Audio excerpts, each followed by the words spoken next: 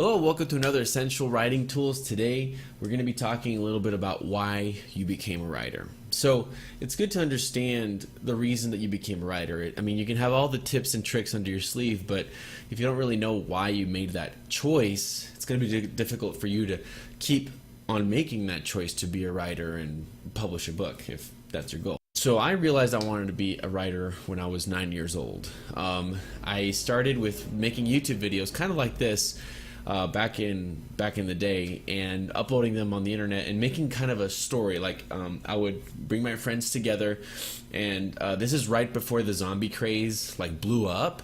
So I thought I was being a little bit unique by making a zombie movie, and it's pretty crazy because our zombies never looked like zombies because we'd like put clothing over their faces and like pretend that they were zombies. It was very cringy. And one day I'm going to upload the videos and make them, or they're uploaded, I'm just going to make them public and available for people to watch, and I'll poke fun at them, and they're kind of cringy and so dramatic, but that was when I first started writing stories, and I realized that I enjoy this form of storytelling. I was so excited once we'd finished, and I'd show friends who weren't a part of it, and they'd never understood what we were doing because it was so convoluted. There was like tons of time travel, just killing like random zombies just for no reason, and some people would end up dead, and because they wouldn't, some of my friends were busy too, they had school and stuff like that, so they wouldn't come back, so we'd kill them off screen, and then they'd come back and like glory and be like, oh yeah, I was in the past, and this is what you need to, or I was in the future, and this is what you need to be careful for. And it was just so ridiculous, the story was. But creating that made me want to go into film. So then I went to college, and I wanted to be a film director, basically, and that was a dumb choice. I went to Wayland Baptist University in Plainview, Texas, and of all places, that was the dumbest place I could have gone. But anyways, you know, we all make mistakes. I graduated with a degree in mass communications for journalism and writing, and I was trying to get like a film, like a debut film or something like that, just to start get the ball rolling on this. And I realized that a lot of my friends and family had other things going on, that they weren't as sold on making a video or a story as much as I was. So that was really hard to count on people when they'd say yes one day, and then the next day, oh well, I'm sorry, I can't help you because I had X going on.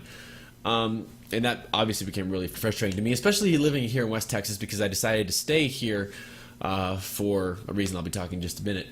So film and making films like that just depends so much on other people. But then I realized that when writing, there's only one person that it depends on: me. So I began writing a passion project based on those series of films of zombies, and this is right during the zombie craze. So I was starting to fall out of love with writing zombie stories, which is a good thing because it's oversaturated. The zombie genre is pretty much dead right now. But then something happened that changed my life forever. I got divorced. So the reason I decided to stay in Lubbock was because of this girl, and I was going to marry her. And so I did. And so a lot of pain and misery came from this event of us breaking up, basically. And I had no choice really but to write the horrors and the terrible things that we did to each other in this novel. It was kind of a therapeutic way of getting it out and leaving the poison on those pages for other people to read, obviously, so that they wouldn't stay in my soul. And the story is focused on the characters, on their choices, on even their well thought out decisions have negative consequences. It focuses on the good guys doing bad things and the bad guys doing good things. That even in darkness, the faintest ray of light shines bright. And the story that I created was Knights Without Kings, which, by the way, if you haven't read Knights Without Kings, you should really give it a look. It's on Amazon on paperback and Kindle, so if you're at all curious, give it a look. Maybe you'll like it. Maybe you'll see what I'm talking a little bit about when it comes to these gray areas of morality that we live in everyday life, but we hardly ever think about. So I've been asked sometimes, how much of you and your experience and your divorce is in this novel? And the answer that I give is all of me and none of me. As a writer, when you're creating a story, you never want to be obvious or blatant about a specific event that happens in your life, because the readers haven't gone through what you've gone through. They don't understand the pain and misery of, let's say in my case, divorce. Now some do, and to those that I feel like that's a little bit more catering to the story, but the majority of people have their own struggles, their own trauma that they're going through, so they're not going to relate to it. You want to sew your personal story into a novel in a way that is subtle, but in a way that the reader will relate to. So I basically am a writer now because I have no choice. It is a way that calms the demons and of my past and the memories in my mind. So in the end, Knights Without Kings is really about divorce. Yes, it's a dark fantasy novel, set in a medieval time period, and I have knights, kings, demons, dragons, and all that. But in the end, it's all based around my experiences in my divorce. And the second book is kind of my experiences coming from that. And the third novel is going to be now coming back to that moment of peace and silence. Because as dark as my stories are, the ending is going to be rather lighthearted.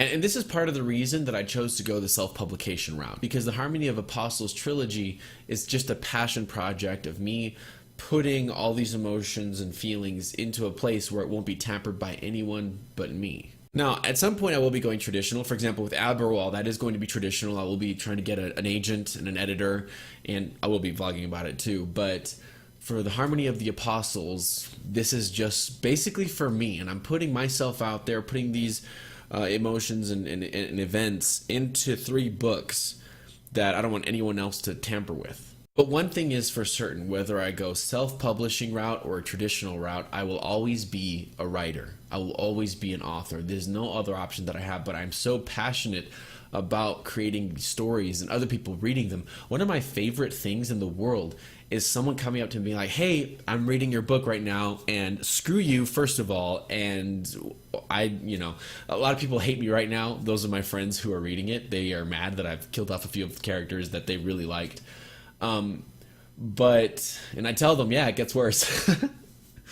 But I love that people are reading these stories, and I love that people are connecting, even if it's in a negative way. They're still getting emotion out of it, and that's if someone gets emotion out of your work, whether it be hate, happiness, whatever it may be, the fact that they're reading it, and getting something from it, you've done a good job if that's the case. Now, making money obviously would be very nice. I think any writer can agree with that. But even if I don't make any money, which I'm at that point right now, I'll still continue writing because it's the passion of the story that I care more about than anything else. So when did you realize that you wanted to be a writer? What made you realize that? And what have you done about it?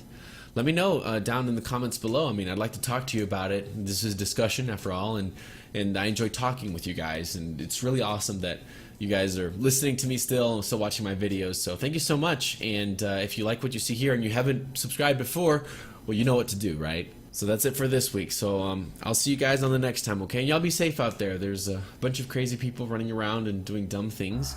So don't be one of those people doing dumb things. And take care of yourself, your family, and your friends. All right, y'all be safe, okay? Bye. I need you to walk. This is it. There are so many things I wanted to tell you.